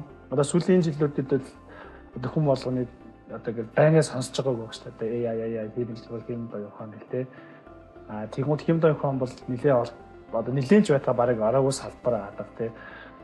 Сүүлийн жилүүдэд бас нэг крипто салбар дээр бас нэлээд ашиглагддаг байгаа. Ер нь хэм баян ухааныг одоо ашиглаад одоо market prediction хийдэг ч юм уу эсвэл одоо тийм нэг ийм одоо AI-г ашиглаад ийм автрейдинг хийх юмгууд кейсүүд бас гарч ирж байгаа. Ер нь AI технологи крипто салбарт тэр зэмээ арилжаан дээр ер нь ирээдүйд хэр нөлөөтэй байх боломжтой вэ? AI одоо AI-аар хийсэн хэм баян ухаанаар хийсэн одоо ийм шинжилгээ ч юм уу тийм хүү зүйлсүүд ер нь хэр бодтой байх боломжтой гэж ер нь бодож энэ тал дээр юу таны бодол ямар байгаа вэ? За AI-ийн хувьд бол яг хоо ийм хамгийн ихний point бол зөвхөн крипто гэлтгүү. Хэдүүлээ ингэж сая ярьлаа шүү дээ. Хоёлаа AI гэдээ ярихад бүх хүн мэдж шүү дээ. Бүх хүн AI гэж шүү дээ. Тэгэхээр хамгийн ихний point бол би нэг заавал крипто гэж туйлширмааргүй байна. Хамгийн ихний энгийн point юу вэ гэхээр AI гэдэг чинь өөрөө өнөөдрийн sentiment, өнөөдрийн narrative байхгүй да. Одоо монголоор юу гэдэг narrative гэдэг чинь өнөөдрийн чиг хандлага байхгүй да. AI гэдэг чинь. Дэлхийн бүх хүн AI ярьж байна. Дэлхийн бүх технологийн компаниуд AI-г хөгжүүлж байна. Өчигдөр хүртэл Трамп яриад тэ өстой Америк бол AI төв болно. Бид нар бол AI өстой яана AI хизээ шитийн ард орж болохгүй гэж. Дэлхийн хүртэл Elon Musk хүртэл Тайванд байгаа чипүүд бид нар нэг л хамгаалах хэрэгтэй. Үгүй л нөгөө гаргалгаа нь энэ чипүүдийг Америк AI чипүүдийг Америк үйлдвэрлэдэг болсон. Бүтээх ёстой гэж ярьж шít. Үйлдвэрлэх ёстой гэж ярьж шít. Тэ. Тэгэхээр өөрөө дэлхийн сэдв хамгийн хооцоод бол AI явахгүй. Өнөөдрийн үед. Яалчгүй энэ бол яалтчгүй энэ бол бүр би зүгээр яг хэрэглэгч та би бол технологиуд юу ч мэдэхгүй хүн шүү тэ. Хэрэглэгч таасаа харахад бол энэ бол үнэхээр perfect үнэхээр бүр бүх зүйлийг хэлбэрчилж байгаа зүйл байхгүй да. Би бүр айгүй энэ бол блокчейн гэдэг чинь анх ер нь юугаараа давуу талтай болсон юм бэлэр хамгийн энгийн хэрэглээ нь би нэг койныг аваад зарахад надад 3 дахь ч гээд хэрэггүй байхгүй да. Тэ 3 дахь ч гээд энэ бол нэлээ чухал давуу талуудын нэг шүү дээ. Гэдэг чинь юу гэсэн үг гэхээр зөвхөн арилжаа гэж бүх процесс дээр танд 3 дахь ч гээд байх. Би өөрөө шийдэх байна. Тэгэхээр энэ бол тэгээд ямар нэг байсгүй буюу шийдвэр гаргах процессд хүний өөрийн сэтгэл хөдлөл тэ одоо юу гэдэг вэ? Туршлага, нөлөөлөл хүн чинь перфект байна гэж байхгүй шүү дээ. Алдаатай шүү дээ, тэ. Тийм зүйлгүй төгс одоо тэр зүйл рүү тэмүүлээд шүү дээ гэдэг зүйл. Яг шунлгүй, айдсгүй тэ. Төгс. Тэ. Тэгэхээр ямар ч айдсгүй тэ. Яг зөв. Ямар ч шунлгүй, ямар ч айдсгүй. Тэгэхээр юу гэсэн үг гэхээр төгс шийдвэр гаргадаг зүйл гэдэг чинь бид нар одоо эдийн засгтэр ч гэсэн бид нар ярьдаг рационал шийдвэр гаргалт гэж бид нар эдийн засгийн тооцоол хийдэг дандаа ярьдаг байхгүй юу? Рационал. Яг үүндээ гэдэг чинь тэр рационал гэдэг зүйлийг чинь одоо хөлбөр шүү дээ. Одоо гаргац рационал гэдэг одоо бидний томьёог инженеэр бүтээгдэхүүн болгох юм баг болох гэдэг. Зүгээр энэ дундаа үнэхээр энэ алгоритм нь яаж ажиллаж байгаа энэ дата боловсруулалт яаж хөгжиж байгаа өөрөө яаж хөгжүүлж байгаа ингээ явахаараа энэ бол дотроо мэдээж асар олон сайн муу энэ олон юм байгаа юм чинь хоорондоо ялгаатай л байж болно шүү дээ. Ялгаатай л байж таарна. Яг л инженеэр машинууд нэг нь удаа нэг нь хатуу нэг нь зөөлөн байдаг шиг л байхгүй да. Тэгэхээр AI бол өөрөө өнөөдрийн narrative болж байна. Нийт хоёрт нь сая ярьсан криптогийн онцлог давуу тал өөрийн гэсэн онцлогуд AI-тэй тодорхой хэмжээнд маш гайхалтай матч хийгээд байгаа байхгүй да. Би энэ талаас нь ярмаар байна. Тэгэхээр энэ юу гэсэн үг вэ гэхээр криптогийн давуу тал юу юм? Нээлттэй байдал. Тэгмүүд энэ нээлттэй байдал дээр яаж холбож байгаа юм? Гэдэг чинь өөрөө нээлттэй database дээр анализ хийдэг платформ байхгүй да. Одоо платформ гэж ярих юм би мэдэхгүй шүү те. Програм хийдэг зүйл байхгүй. Програм байхгүй. Тэгэхээр энэ блокчейн дээр бүх дата бүх юм чинь асар их дата байгаа шүү дээ. Энийг анализ хийдэг өөрөө эрэл талаасаа хэрэгцээ талаасаа ч гэсэн AI байна шүү дээ. Блокчейнд нэгдүгээр бол блокчейнд хэрэгтэй байна. Энэ датан дээр анализ хийх хэрэгтэй байна, тийм үү? Энэ датаг анализ хийдэг байна. Нөгөө талаас AI-д чинь дата хэрэгтэй байхгүй да. Тэнгүүд нөгөө дата нь блокчейн дээр байна гэдэг юм уу? За эхний нийцэл, тийм үү? За хоёр дахь нийцэл бол блокчейн гэж өөрөө юу гэсэн үг вэ гэхээр ер нь хамгийн гол нэг онцлог үг байдаг. Decentralized буюу төвлөрсөн бус гэдэг ширдэг, тийм үү? Decentralized governance төвлөрсөн бус засаглал. Нэг захирал энэ чинь шийдэхгүй шүү дээ. Decentralized exchange. Би хүссэн цагтаа хүний оролцоогүйгээр би өөрийнхөө биткойныг зараад stable coin болгож болно. Өөрийнхөө Ethereum-ыг зараад stable coin болгож болно. Тэ? За магадгүй дараа нь юу гэдэг decentralized одоо юу гэдэг ч үү бүх юм байгаа шүү дээ. Decentralized game, decentralized file, decentralized гэд одоо бүх үйлчлэгэн дээр чинь урд нь decentralized гэдэг үг нэрч болно. Тэгвэл энийг эргээд харуул ямар нэг хүний оролцоогүй хийх гэдэг нь шүү дээ. Нөгөө гэдгийг эргээд харуул. Гэдэг зүйл чинь өөрөө хүний оролцоогүй процесс байхгүй да. Тэгэхээр криптогийн нөгөө хоёр дахь том механизм үйлчлэгээ буюу decentralized гэдэг зүйл дээр чинь нөгөө AI бас өөрийнх нь энэ гаргаж байгаа бүтээгдэхүүн төгс тохирчж байгаа байхгүй да. Одоо гурав талаасаа ярих юм бол крипто ч нөөрэ ер нь бол санхүүгийн экспорт цэвэр мөнгө байхгүй да. Бид нар цэвэр арилжаа хийж гэн, хөрөнгө оруулалт хийж гэн, тэ инвестмент хийж гэн.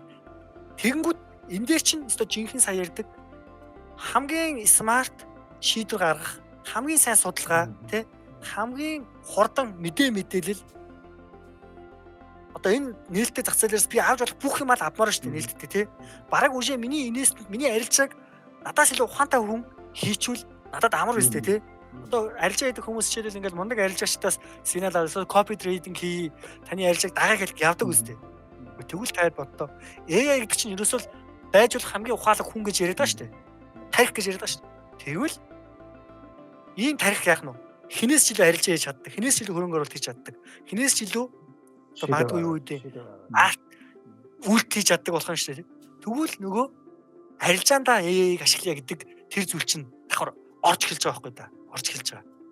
Тэгэхээр эн чинь нөгөө бүх талаасаа biz бүр ихрэст нь ярьлаа шүү дээ. Бүр data source гэдгээс эхлээд AI хөгжөхөд блокчейн хэрэгтэй, блокчейнд AI хэрэгтэй те. Эргээд бүтээгдэхүүнд нь хүртэл AI чинь криптотойгоо холбогдоод эхэлж байгаа байхгүй юу? Тэгэхээр энэ маш олон талаасаа төгс зогсож байгаа учраас энэ хоёр ингэж матч хийгээд байгаа. А давхар крипто гэдэг чинь өөрөө юу вэ гэхээр нэг талаасаа tokenization буюу ингээр хэлбэл би нэг мөнгө босгоход маш хялбар зах зээл байхгүй юу? Би coin гаргаад тухайн өөрийнхөө төсөлд шаардлагатай хөрөнгө оруулалтыг бий болгочихно.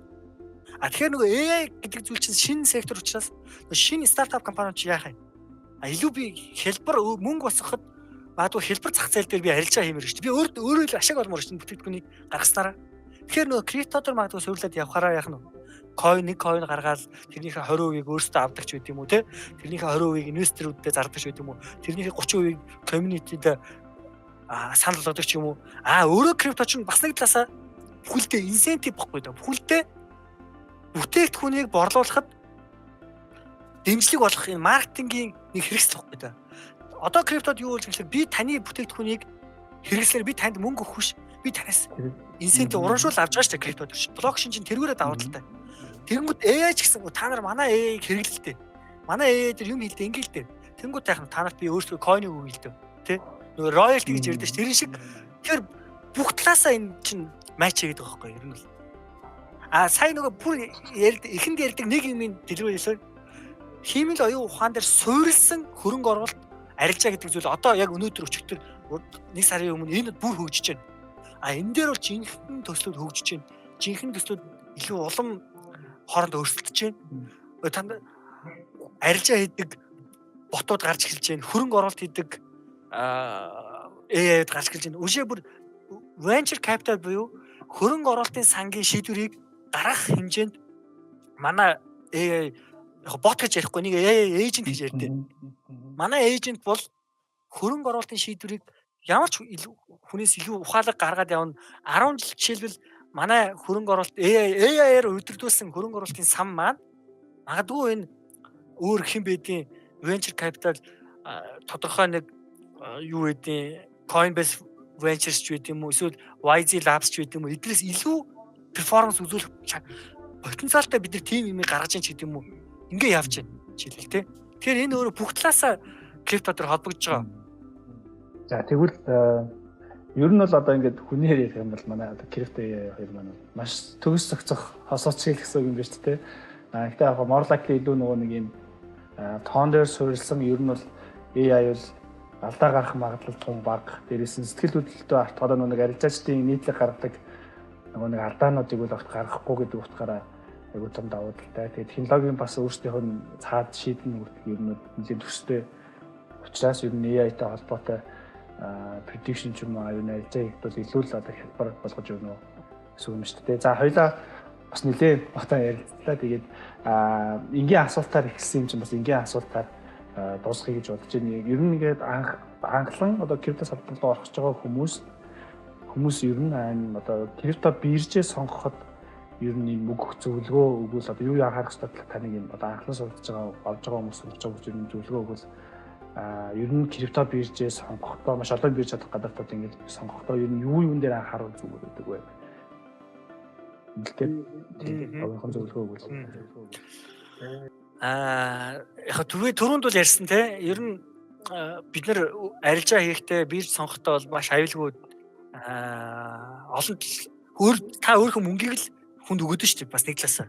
Тийм учраас маш олон зүйлийг харах хэрэгтэй шүү. Тэгээ өшөө бүр Монголд байгаа биржүүд бол ялангуяа бараг нэг талаасаа найдвартай байж магадгүй тий. Customer service талаасаа маш ойлголцоход хэлбэр байна, түргэн шуурхай байна тий. Би бүр муугаар ярихад манайхан бол нэг крипто бирж эрсдэлд ороод тодорхой хэмжээний эрсдэлд ороод дампуурхад ч юм уу гүйччихэд хэрүүл хийгээд за их процесс чинь хэрүүл хийгээд өөрсдийнхөө мөнгийг салгаж болж байна. Зүгээр яг марцаж хэлж байгаа шүү. Дараагийн юм дээр магадгүй зохицуулттай учраас тэр Монголын биржүүд нь coverage өгөх потенциалтай тий. Дахиад муугаар яхад магадгүй шүүхийн болон шүүхийн бус журмаар бид нар маргаанаа шийдвэрлэх потенциалтай байна, боломжтой байна гэдэг талаас. Тэгэхээр юу гэсэн үг вэ? Эргээд язад буух эзэнтэй байна тий.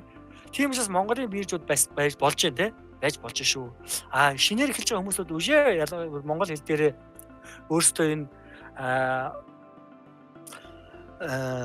нөгөө ойлгох үйц зүйл ашиглах нь зөв шүү. Зөв.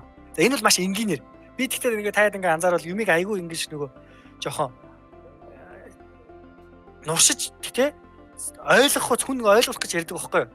Тэгэхээр би одоо арай өөр өнцгөөс нь ярьчихъя. Тэр нь юу гэсэн үг гэхээр одоо бизнес юу яаж хувираад байна гэхээр илүү customer based буюу хэн тухайн хэрэглэгчд илүү зүйл өгч чадах вэ гэдэг зүйл биш би хувирсан байхгүй юу. Тэр би нэг Монгол гадаад гэхээс илүү би энэ талаас нь ярив. Тэр нь юу гэсэн үг гэхээр би арилжаа гэж байгаа бол таны арилжаа ихэд шийдвэр гаргахад аль брокеринг компани хамгийн оновчтой, хамгийн найрсгаар, хамгийн хурдан мэдээллийг өгж байгаа юм бэ гэдэг чинь одоо хамгийн чухал болчиход байгаа шүү. Чухал болчиход байгаа шүү. Криптод яг адилхан. Та криптогийн бирж крипто арилжаа хэмрэг бол та арилжаа хийж мэдэхгүй байгаа бол таныг арилжаа их талаар зөвлөгөө өгж байгаа юм уу? Заавар өгж байгаа юм уу? Анхааруулга өгж байгаа юм уу? Дараа нь эрсдлийн чинь санамжийг хэлж байгаа юм уу? Тэ? Таныг илүү мөнгө алдахгүй айсаатай аюулгүй байх тал руу чинь энэ хүн зөвлөгөө өгж байгаа юм уу? Тэ? За түүний дараа магадгүй танд судалгаа гаргаж өгж байгаа юм уу? Репорт өгж байгаа юм уу? Тэ? Зах зээлийн шинжилгээ өгж байгаа юм уу? Танд мэдээ өгж байгаа юм уу? Өдөр болгон танд мэдээ өгдөг юм уу? Тэ? Эсвэл өдөр болгон тухайн бирж чинь мэдээ гаргадаг юм уу? Тэгэл эхлэх байхгүй та. Тэгэхээр энэ өөрөө өнөөдөр дэлхийд явж байгаа бизнесийн үндсэн онцлог болоод байгаа. Хэрэглэгчтэй тухайн бүтээгдэхүүнийг ашиглахад хялбар ойлгох тий. За үүний дараа бол нөгөө слипэж байх хэвээр, фи баг байх хэвээр тий. Одоо өөр үед ликвидити юм дурах. Эдгээр заавал байх хэвээр тий. Хүн биткойн одоо $88,000 байхад $95,000 биткойн авдаг биржүүд байж болохгүй шүү дээ. Нэг талаасаа бол тий. За тэгээд дотор нь маш олон asset байх хэвээр тий. Гэдэг ч юм ингээд олон зүйл байгаа л да. Би зүгээр тэгэхээр энэ бүх юм бол мэдээж байна. Үүний өмнө бол өсөөл хэрэглэгчтэй илүү сервис үзүүлдэг нойрхон байна. Байгаасаа гэж бодож байна. Тийм л байвал хамгийн энгийн байх шүү л гэж бодоод байхгүй. Тэгээд эн чинь нөгөө талаас нөгөө шинээр эхэлж байгаа хүмүүс ямар зөвлөмж өгöd нэхлээр буцаал юу авж байгаагаа ойлго, юу хийж байгаагаа мэд, мөнгөнийхөө дөрмийг барь, алтаж чадах, мөнгөлийн шигээ оруул, энэ ямар зах зээлд ажиллаж байгаа гэдгийг ойлгох хэрэгтэй байхгүй. Тэ? Тэгээ энийг бол би заавал ингээл хүнд мөнгө төлөөл сургалт аваад хийх шаардлагагүй. Зүгээр л би нэг бирж дээр бүртгүүлэл орлоо танд энэ чинь магадгүй хэлээд өгч тэгвэл ямар гоё тий. Би машингээр инглиш хэлмээр байна. За маш баярлалаа. Цаг гараагаа хугацаанд яг өөрийн үнэтэй зөвлөгөө бидэнтэй хуваалцаж бас зах зээлийн талаар за ер нь бас хайлаад хоёлоо тий. Ер нь макро эдийн засаг болон ер нь Монголд болж байгаа ер нь ямар төслүүд явж байгаа ер нь ямар шууд төвшин байгаа юу болоод байгаа дээрээс нь хүмүүс мань юуг анхаарах хэрэгтэй талаар маш үнэтэй зөвлөгөө өгсөн их баярлалаа. Цагаа гаргасан маш их баярлалаа. Өнөөдрийнхөө хоёул ярилцлагын үгээр ингээд өндөрлөе гэж бодож байна. За тэгээд баярлалаа. Бас урьж оролцсонд баярлалаа. Би бол яг хаа өөрийнхөө туршлагыг л ярьж байгаа шүү дээ хуваалцаж байгаа тийм. Ер нь бол хүмүүстэй өөрийнхөө туршлагыг хуваалцах. Эргээд хүнээс давхар мэдээлэл сонсох маш их сонирхолтой байдаг. Яагаад гэвэл энэ зах зээл чинь өөрөө асар удам өргөн зах зээл байхгүй да. Тэгэхээр энд ерөөсөө л хамгийн үнцэнтэй зүйл мэдээлэл тий судалгаа, шинжилгээ гэдэг зүйл чинь хамгийн чухал болж штэ. Хүний амнаас нэг шин төслийг хүртэл олж мэдчих чи хүртэл өнөөдөр маш их ашиг авчирдаг зүйл шүү дээ. Энэ чинь ийм л зах зээл байхгүй да. Тэгэхээр бол ярилцсанд бол маш их таатай байна. За баярлалаа. Та бүхэнд хүргэсэн эксперт талк төлөвийн маань эхний дугаар өгөр өндөрлөж байна. Эхний дугаарт оролцож үдээ зөвлөгөө өгсөн манай крипто эксперт Залбаа маань байлаа. Дараагийн дугаараар тун удахгүй уулзцгаая. Баярлалаа. За баярлалаа.